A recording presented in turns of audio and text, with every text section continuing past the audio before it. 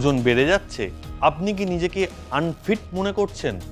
তাহলে কিন্তু আপনার চাকরি চলে যেতে পারে, কাটা যেতে পারে বেতনও। অবাক হলেও এটাই সত্যি। সম্প্রতি কেবিন ক্রুদের জন্য নতুন স্বাস্থ্যবিধি চালু করেছে এয়ার ইন্ডিয়া। নয়া বিধিতে বলা হয়েছে ওজন বাড়লে তার প্রভাব পড়তে পারে কর্মচারীদের বেতনের ওপর। চাকরি নিয়েও টানাটানি হতে পারে। জানা গিয়েছে 1 মে থেকে কার্যকর হতে চলেছে নতুন এই নিয়ম। এয়ার ইন্ডিয়ার তরফে জানানো হয়েছে কেবিন ক্রুরাই বিমান সংস্থার প্রকৃত ব্র্যান্ড অ্যাম্বাসাডার। তাই তাদের সবসময় ফিট, সচল এবং দায়িত্ব পালনে সক্ষম থাকা অত্যন্ত জরুরি। নতুন নীতিতে ওয়ার্ল্ড হেলথ অর্গানাইজেশনের বিএমআই মানদণ্ডকে গুরুত্ব দেওয়া হয়েছে, যাতে আন্তর্জাতিক স্বাস্থ্য নির্দেশিকা মেনেই কর্মীদের শারীরিক সক্ষমতা মূল্যায়ন করা যায়। কত ওজন থাকলে আপনি ফিট? নতুন নিয়ম অনুযায়ী বডি মাস ইন্ডেক্স বা বিএমআই 18 থেকে 24.9 এর মধ্যে থাকলে তা স্বাভাবিক এবং গ্রহণযোগ্য।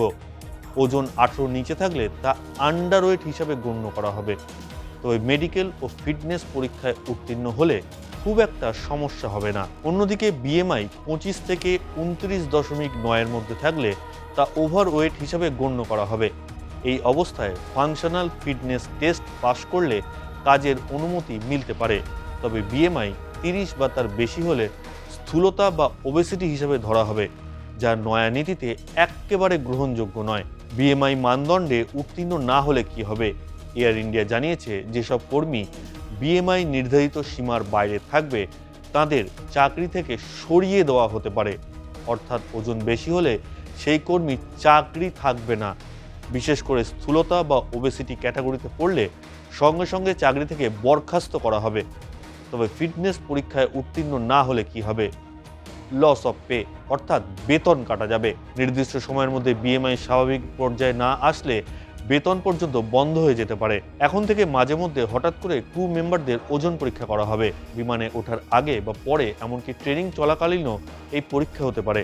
উচ্চতা অনুযায়ী ওজনের ভারসাম্য বা বিএমআই ঠিক না থাকলে সংশ্লিষ্ট কর্মীকে সরাসরি ডিউটি থেকে ছাঁটাই করে দেওয়া হবে। এছাড়া বিমানে জরুরি পরিস্থিতি মোকাবিলা করার ক্ষমতাও পরখ করে দেখে নেওয়া হবে পরীক্ষার মাধ্যমে। এই পরীক্ষায় পাশ করার জন্য 3 বার সুযোগ পাবেন কর্মীরা। ব্যর্থ হলে তাদের আর বিমানে কাজ করতে দেওয়া হবে না। কর্মীদের স্বাস্থ্য ও মানসিক উন্নতির জন্য অবশ্য ডায়েট এবং ব্যায়ামের বিশেষ প্রোগ্রামও চালু রেখেছে এয়ার ইন্ডিয়া। সংস্থার তরফে জানানো হয়েছে এই পদক্ষেপের উদ্দেশ্য হল কর্মীদের মধ্যে স্বাস্থ্য সচেতনতা বাড়ানো, শারীরিকভাবে ফিট থাকতে উৎসাহ দেওয়া। উল্লেখ্য, 2022 সালের জানুয়ারিতে এয়ার ইন্ডিয়া টাটা গ্রুপের অন্তর্ভুক্ত হতেই সংস্থাটি ধাপে ধাপে পুনর্গঠন করা হচ্ছে। নতুন নতুন নীতি আনা হচ্ছে, খোল নলচে বদলে ফেলা হচ্ছে। এই প্রেক্ষাপটে এয়ার ইন্ডিয়ার নতুন নীতি সংস্কার পরিষেবা ও দক্ষতা বাড়ানোর প্রচেষ্টাই বলে মনে করছেন বিশেষজ্ঞরা। এদিকে ছুটি ভ্রমণ সংক্রান্ত সুবিধা অপব্যবহারে অভিযুক্তদের বিরুদ্ধে এবার ব্যবস্থা নেবে এয়ার ইন্ডিয়া।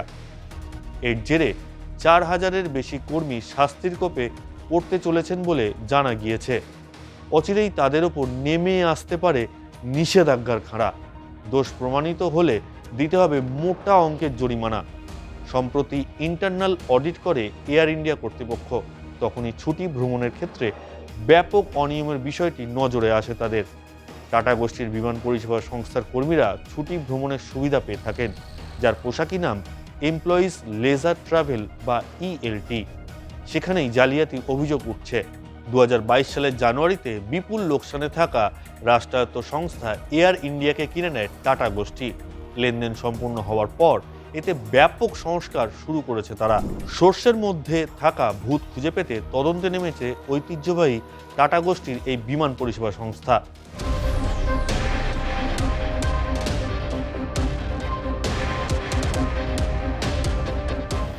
প্রায় 3 সপ্তাহ জুড়ে চলছে ইরান বনাম ইসরায়েল আমেরিকা যুদ্ধ, যার ফলে জ্বলছে গোটা মধ্যপ্রাচ্য। যুদ্ধ ছড়িয়ে পড়ার ভয়ে আতঙ্কিত গোটা বিশ্ব। যুদ্ধের আবহে হরমুজ প্রণালী বন্ধ করে দেওয়ায় ফ্যাসাদে পড়েছে একাধিক দেশসহ ভারতও।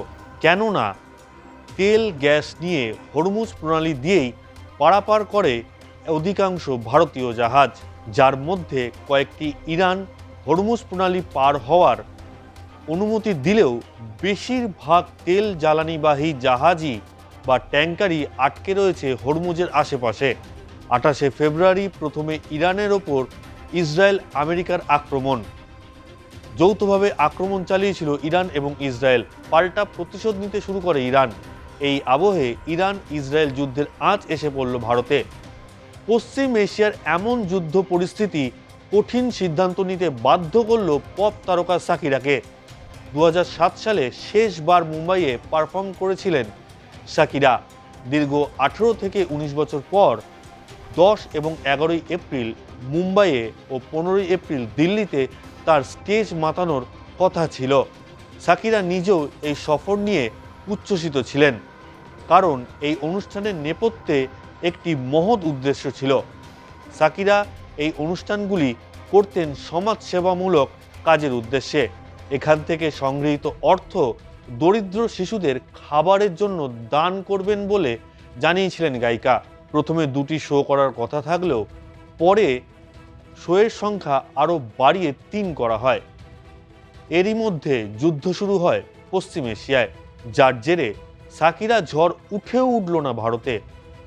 পশ্চিম এশিয়ায় যুদ্ধ পরিস্থিতির জেরে ভারতে স্থগিত কলম্বিয়ান পপ তারকা গ্র্যামি জয়ী শাকিরার কনসার্ট, আর তাতেই বেজায় ক্ষুব্ধ তার অনুরাগীরা।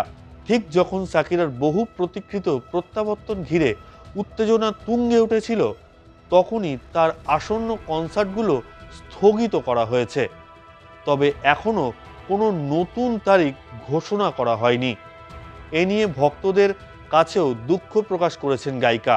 ফিডিং ইন্ডিয়া কনসার্টের ব্যানারে 10 এবং 11ই এপ্রিল মুম্বাইয়ের মহালক্ষ্মী রেসকোর্স এবং 15ই এপ্রিল নয়াদিল্লির জওহরলাল নেহেরু স্টেডিয়ামে শো করার কথা ছিল কুইন অফ লাটিন মিউজিক হিসাবে পরিচিত শাকিরার। কনসার্টের জন্য পুরোপুরি প্রস্তুত ছিলেন শাকিরাও, যা শেষ 19 বছরের মধ্যে ভারতে তার প্রথম বড় শো হতে যাচ্ছিল। তবে পশ্চিম এশিয়ায় চলা ভূ রাজনৈতিক উত্তেজনার কারণে কনসার্টগুলো স্থগিত করা হয়েছে। তবে শুধুমাত্র শাকিরা নন, মার্কিন র্যাপার কানিয়ে ওয়েস্টের কনসার্টও ভূ রাজনৈতিক উত্তেজনার জেরে পিছিয়ে দেওয়া হয়েছে। 29শে মার্চ দিল্লিতে তার অনুষ্ঠান করার কথা থাকলেও তা পিছিয়ে মে মাসে করা হয়েছে। ইরান আমেরিকা সংঘাতের আবহে তা পিছিয়ে 23শে মে করা হয়েছে। শাকিরার কনসার্টের টিকিটের দাম শুরুই হয়েছিল 6,000 টাকা থেকে। সর্বোচ্চ premium HSBC star strike lounge পাসের দাম ছিল 32,000 টাকা। প্রিয় শিল্পীর অনুষ্ঠান দেখতে সেই চড়া মূল্যেই টিকিট কাটতে শুরু করেছিলেন তার অনুগামীরা। স্বাভাবিকভাবেই কনসার্ট স্থগিত হওয়ার পর তাদের মন খারাপ। উদ্যোক্তাদের তরফে জানিয়ে দেওয়া হয়েছে অনুষ্ঠানটি স্থগিত হলেও বাতিল নয়, পরে নতুন তারিখ স্থির হলে তা জানিয়ে দেওয়া হবে। শাকিরার কনসার্টের টিকিটের টাকা ফেরত দেওয়া হবে এ খবরে যারা টিকিট বুক করেছিলেন তাদের জন্য কিছুটা স্বস্তি নেমে এসেছে।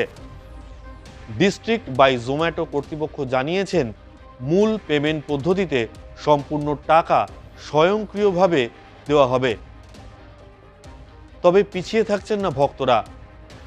প্রত্যাশিতভাবেই সোশ্যাল মিডিয়ায় প্রতিক্রিয়ার ঢল নেমেছে। কয়েকজন বলেছেন তারা বছরের পর বছর ধরে এই মুহূর্তটির জন্য অপেক্ষা করেছিলেন। অনেকেই জানিয়েছেন তারা ইতিমধ্যেই ফ্লাইট, হোটেল এবং ভ্রমণের পরিকল্পনার জন্য টাকা খরচও করে ফেলেছেন। এমনকি কয়েকজন এও জানতে চেয়েছেন যে সেই অতিরিক্ত খরচগুলো কি ফেরত দেওয়া হবে। কেন শাকিরার এই কনসার্টটি এত গুরুত্বপূর্ণ ছিল? তার এই কনসার্টের মধ্যে দিয়ে ফিডিং ইন্ডিয়া উদ্যোক্তাদের মূল লক্ষ্য ছিল শিশু পুষ্টি সম্পর্কে সচেতনতা বৃদ্ধি করা। যখন এই সফরের ঘোষণা প্রথম করা হয়, শাকিরা জানিয়েছিলেন ভারত তার কাছে কতটা বিশেষ এবং এখানে আবারও গান গাইতে পেরে তিনি কতটা উচ্ছ্বসিত। বিশ্ব সঙ্গীতের মানচিত্রে শাকিরা মানেই এক অনন্য এনার্জি। 2005 সালে যখন তার হিপস ডোন্টস লাই মুক্তি পায়, তখন থেকেই পপ দুনিয়ায় তাঁর একচ্ছত্র আধিপত্য। গানের সুরের পাশাপাশি শাকিরার হিপ শেকিং দর্শকদের মুগ্ধ করে। 2007 সালে শেষবার মুম্বাইয়ে পারফর্ম করেছিলেন শাকিরা। দীর্ঘ 19 বছর পর মুম্বাই এবং দিল্লিতে তার স্টেজ মাতানোর কথা ছিল। তবে শাকিরা কি ভারতে পারফর্ম করবেন? এই মুহূর্তে অপেক্ষা করা ছাড়া উপায় নেই। কনসার্টগুলো কবে হবে বা আদৌ পুনর্নির্ধারিত হবে কিনা সে বিষয়ে এখনো পর্যন্ত কিচ্ছু জানা যায়নি। কিন্তু ভক্তরা কোনো কিছু আঁকড়ে ধরে থাকেন, তা হলো আশা। কারণ শাকিরা যদি কখনো ভারতীয় মঞ্চে ফেরেন তবে তা এক কথায় বিদ্যুৎ চমকের মতো।